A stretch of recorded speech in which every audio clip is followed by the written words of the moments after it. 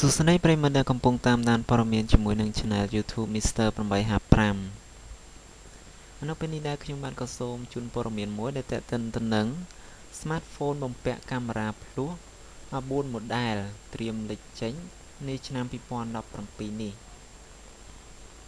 ការវិវត្តនៃ Smartphone នាពេលបច្ចុប្បន្នហាក់បីជាមានសន្ទុះកាន់តែខ្លាំងឡើងមិនថាតែការរចនានៃរូបរាងកម្លាំងម៉ាស៊ីនគួបផ្សំនឹងកាមេរ៉ាដែលសុទ្ធសឹងតែជាតម្រូវការចាំបាច់របស់អតិថិជនមុនការរកទិញ Smartphone ណាមួយរបាយការណ៍មួយបានបង្ហាញថាមាន Smartphone ចំនួន4 model ដែលត្រៀមភ្ជាប់មកជាមួយកាមេរ៉ាភ្លោះហើយលេចចេញវត្តមាននាឆ្នាំ2017នេះ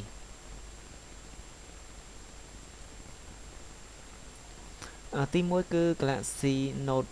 8 ពី Samsung រូបភាពមួយសន្លឹកដែលបង្ហោះផ្សាយដោយលោក Ildia Muhtasin នៅលើប្រព័ន្ធ Twitter ជុំវិញរូបរាងរំពឹងទុករបស់ Note 8គេជឿជាក់ថាវានឹងមានការបង្ហាញខ្លួននាអំឡុងខែកញ្ញាខាងមុខនេះជាមួយការផ្លាស់ប្ដូរមកបំពាក់កាមេរ៉ាភ្លោះពីរគ្រាប់ទី2គឺ iPhone 8 ពី Apple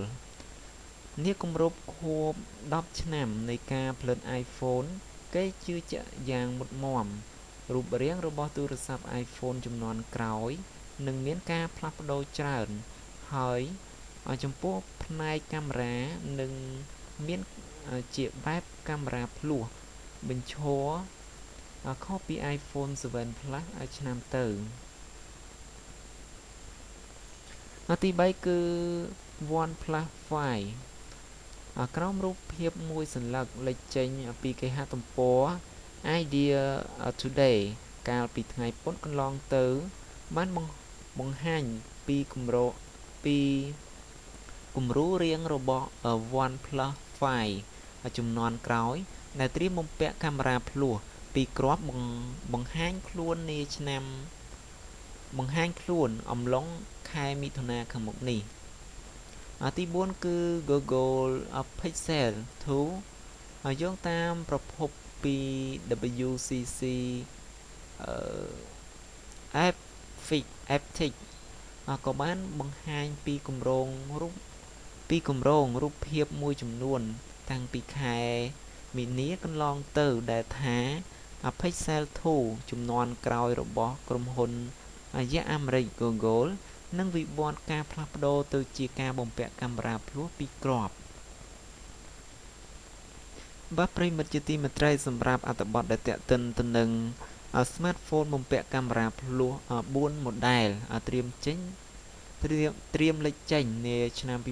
2017នេះដែលខ្ញុំបានធ្វើការអធិប្បាយនៅពេលនេះក៏ឈានមកដល់ទីបញ្ចប់ផងដែរឥឡូវនេះយើងងាកមកមើលព័ត៌មានមួយទៀតនេះគឺទាក់ទិនទៅនឹងបែកធ្លាយតម្លៃ N7 2017ចេញលក់នៅអេស្ប៉ាញខែក្រោយអត់ដល់$70ផង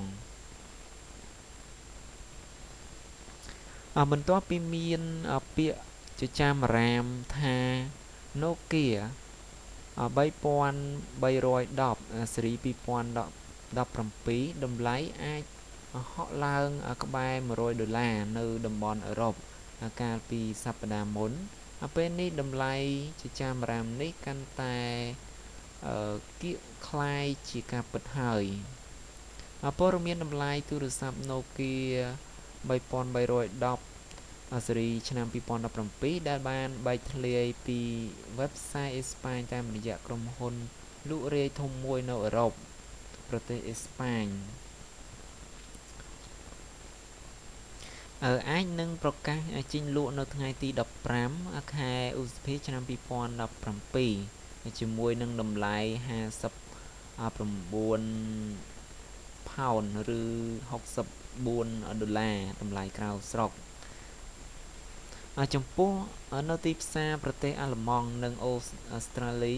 អាចនឹងប្រកាសចេញលក់នៅថ្ងៃទី26ខែឧសភា លើ website លើ website អេស្ប៉ាញដោយឡែកទីផ្សារអាមេរិកនឹងចេញនៅក្នុងខែក្រោយដែរតែមិនទាន់បញ្ជាក់កាលបរិច្ឆេទចេញលក់